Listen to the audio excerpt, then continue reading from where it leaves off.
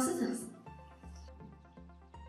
Манай аав чирээс багаас ингээд юмч болол гоё гэж ярьдагс гоё. Тэгээд том болоод бас юмч болол гоё юм гэж бодоод тэгээд сонгосон. Өөрөө бас ингээд аав чирээ хөшрөн штэ. Тэгээд хөшрөхтөнд бас аав ээжигээ имжлэн тэгээд имжлэх бас зүгээр гэж бодоод тэгэл зөвлөжсэн шин.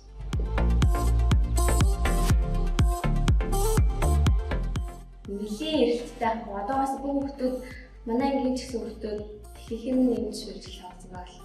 Эрэлттэй л хатаж байна.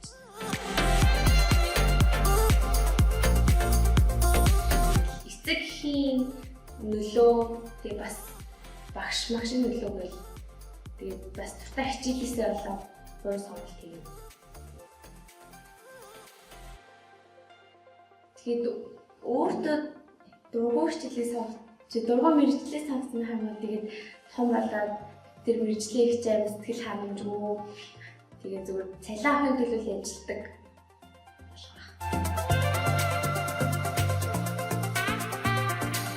Сайн мэдхгүй эсрэхтэй сургалтанд суугаад тэгээд чадвар мэрэгжил гэдэг аппликейшн нэгээд амар ингээд Google-с хаад проблемд тийм хэрэгтэй юм шиг мэдээд тэгээд орж үзнэ л гэж байна.